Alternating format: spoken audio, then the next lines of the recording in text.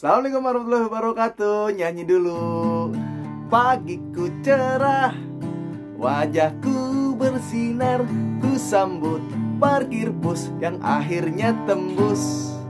Kulihat matamu merah karena Madridnya kalah. Kulihat matamu merah karena Madrid tanpa arah. Gitu kan. Madridnya parkir bus terus. Madridnya parkir bus terus. Tadi ada yang keinget. Bentar. Madridnya parkir bus. Ternyata tembus. Enggak, bukan gitu. Madridnya parkir bus, Madridnya parkir tank, Madridnya nggak becus numpuk kayak sepiteng. Oke, kali ini gue akan nge-review pertandingan Liga Champions yang gue salah prediksi.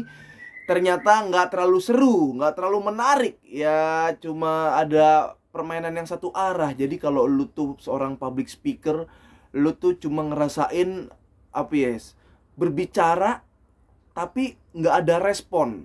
Lu cuma berbicara satu arah. Dari pendengar lu, dari orang yang nyaksiin lu tuh kagak ada reaksi balik ke lu, nggak ada feedback. Jadi cuma lu yang ngomong doang. Pertandingan kira-kira berjalan seperti itu. Jadi sebenarnya apa yang harus direview ya dari Madrid dan Paris? Mungkin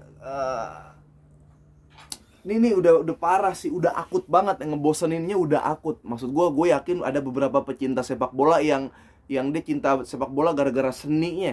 Dia cinta sepak bola gara-gara pengen disajikan permainan yang indah, disajikan permainan yang luar biasa, sehingga sepak bola menjadi tontonan yang menarik, bukan cuma menang kalah doang, tapi di situ lu ngelihat pemain yang berkelas, lu ngelihat pemain yang punya skill, punya visi, punya misi, lu ngelihat adu strategi pelatih. Semalam tuh tadi pagi nggak ada. Ini gue tag jam 6-an nih, jadi gue belum tidur. Cuma pagiku cerah, ku sambut parkir bus, ku sambut parkir bus yang akhirnya tembus gitu. Oke, nih kita serius dulu.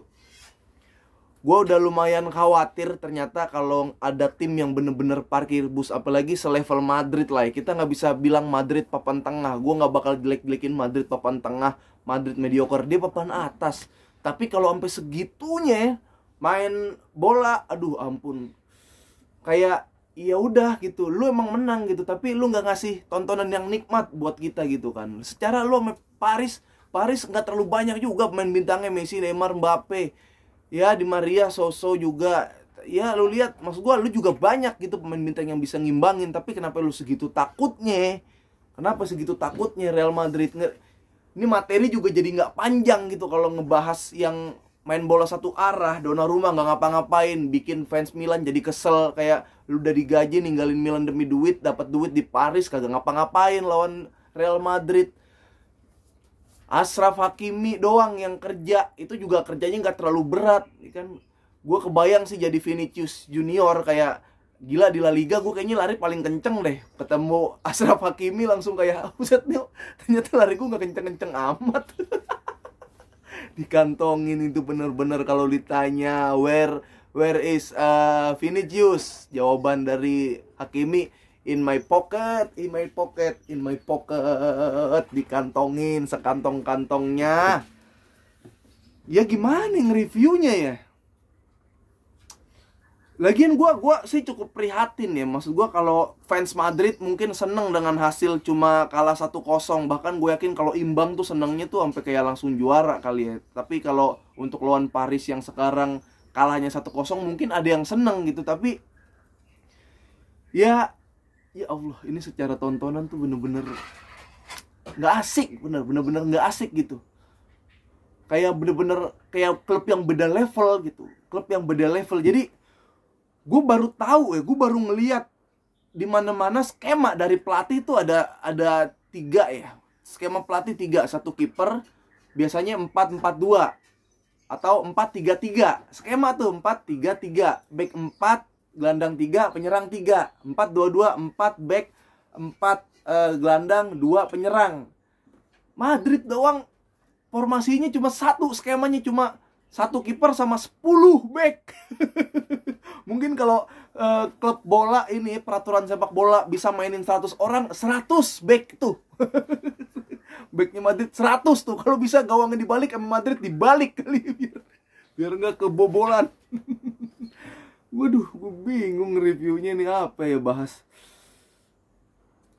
Putih semua di kotak penalti Real Madrid, putih sampai Benzema di belakang. Gue bilang ini sampai kayak pocong, kayak bener-bener lu ormas lagi ngejagain kawasan.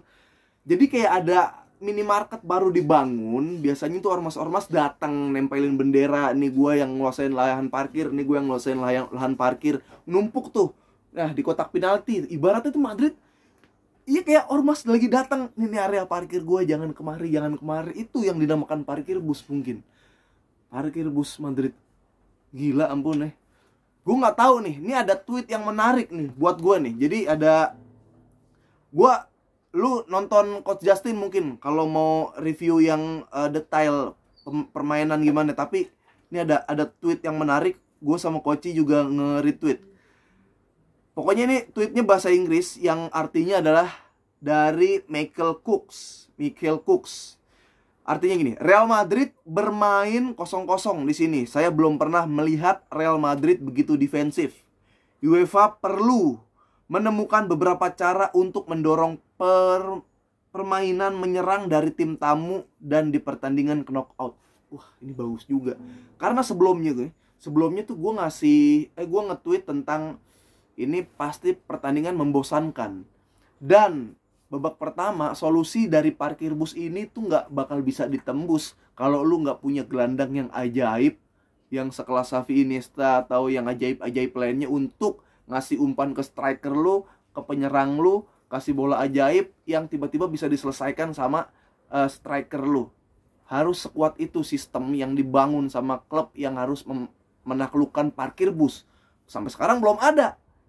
Nah, tweet tadi gue jadi mikir lagi nih, kayaknya sih bisa bikin ya, kalau emang keperluannya untuk entertain dan biar kita tontonan jadi terhibur.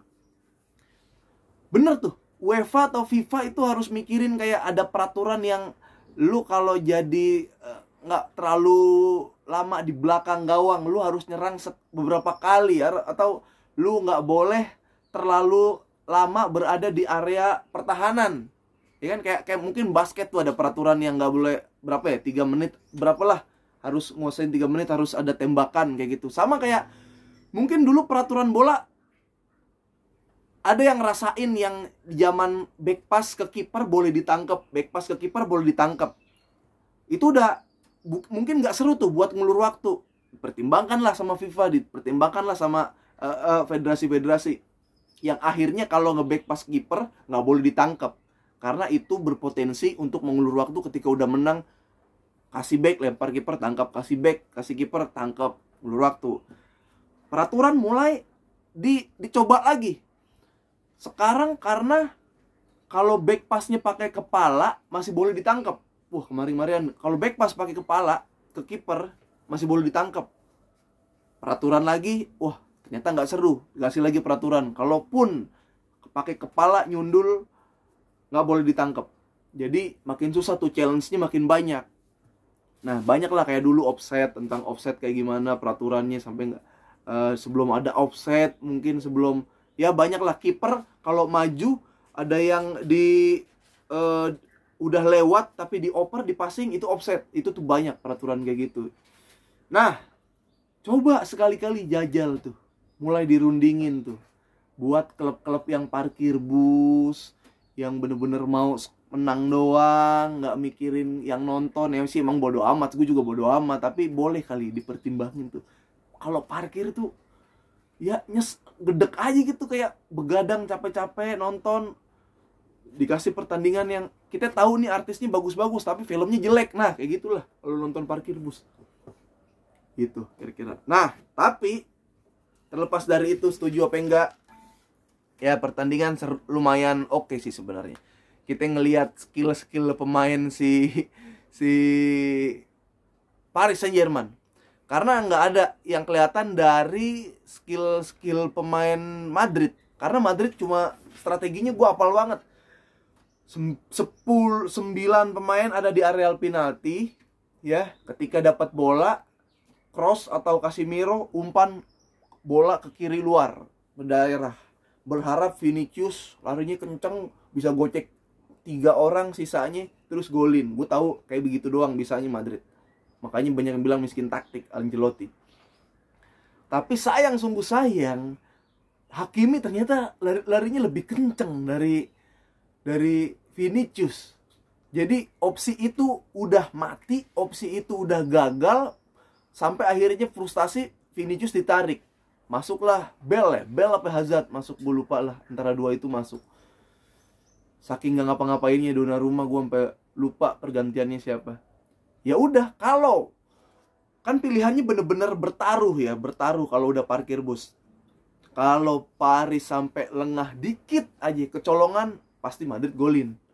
Tapi kalau bener-bener Parisnya yang lagi di atas rata-rata, lagi pede banget, Paris bisa golin. Dan akhirnya terselesaikan oleh Dembele oleh Mbappe. Ya, pada akhirnya kayak gitulah. Ya, parkir bus harus menerima kenyataan pahit. Nggak selamanya parkir bus oke. Nah, Messi gagal penalti. Gue juga nggak tahu kenapa. Lu nonton? Gue sih nonton pas kayaknya gagal gitu. Kayak mungkin Messi maunya golin nanti di Bernabeu, tempat latihan dia dulu gitu kan. Tapi emang terlepas dari itu, Courtois lagi jago. Gue selalu bilang, kiper yang timnya parkir bus itu auto jago. Karena apa? Lu cuma bisa nendang dari luar kotak penalti yang jelas-jelas arahnya udah kebaca sama kiper. Ya, sama back lu tuh rapet gitu. Bola-bola scrim tuh ketangkepnya jadi gampang sama kiper. Dan lu udah panas, refleks lu udah bagus. Ingat, nggak sejago itu sebenarnya Courtois. Maksudnya kiper yang diparkir itu nggak sejago yang kita kira. LC aja 2 shoot 2 gol lawan Madrid. Berarti kan ya udah, emang kalau diparkir tuh Oblak dulu jagonya kayak apa ketika backnya rapat, ketika Atletik main parkir bus. Tapi ame Barcelona toh kemarin nggak parkir bus, kebobolan 4 sama Barcelona. Jadi ya gitulah, kita ngelihat Verratti di sini. Yang poin plus buat Verratti, dia walaupun kartu kuningnya juga kayaknya wasit tuh kalau bisa diajuin banding kena tuh wasit tuh, karena Verratti nggak nyenggol Casemiro yang gue bingung, kartu kuningnya tuh dia pas nyengkat atau pas nyekek gitu kan. Kan 2 kali tuh, nyengkat juga nyekek juga gitu kan. Tapi dia miss snake match, jadi gak bisa main besok. Madrid akan bermain tanpa Mendy dan Casemiro. Di Maria ya sesuai porsi lah, bisa ngacak-ngacak, tapi ya belum bisa membahayakan sejauh itu Real Madrid. Messi masih gergetan. Mbappe oke. Carvajal sampai muntah tuh, Carvajal tuh ngejar-ngejar Mbappe. Gue yakin lo di La Liga cuma ngejar Oyarzabal, cuma ngejar Isak, ya, di sini ngejar Mbappe. Kelihatan kan kualitas lo kayak gimana akhirnya. Ya, kira-kira kayak gitulah ya. Gue nyangka Madrid akan berani main nyerang Madrid, ternyata enggak ya. Dengan cross Casemiro, Modric malah dia nahan, malah yang kelihatan jadi oke kan. Siapa ya? Diallo, Paredes sama Verratti malah jadi kelihatan oke gara-gara si Modricnya mundur. Padahal kalau gue jadi pelatih Madrid, berani-berani aja lu, kualitas sama-sama oke kok, lu gelandang terbaik bertiga, kenapa nggak nyerang aja? Itu yang mungkin orang-orang bilang Ancelotti miskin taktik. Ya, kira-kira kayak gitu. Tidak ada alasan lagi Real Madrid untuk bertahan, kecuali lu dapat gol cepat, ya. Karena gue yakin Ancelotti bingung. Madrid kalau main nyerang, Mbappe larinya kayak apa ya? Kayak cita, ya kan? Neymar masuk kemarin tadi oke.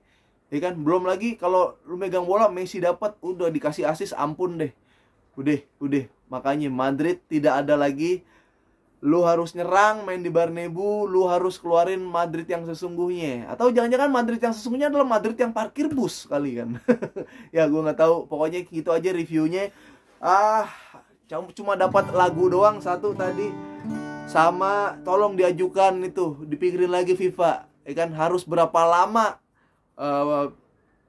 tim boleh ada di areal pertahanan gitu kan. Harus berapa persen tim harus menyerang, itu harus diperhatikan lagi biar sebagai penikmat bola nontonnya seru. Parkir bus kalah, parkir bus kalah, mata fans Madrid merah karena Madridnya kalah. Madridnya parkir bus, Madridnya parkir tank, Madridnya nggak becus, numpuk kayak sepi tank. Terima kasih, sampai ketemu lagi. Assalamualaikum warahmatullahi wabarakatuh.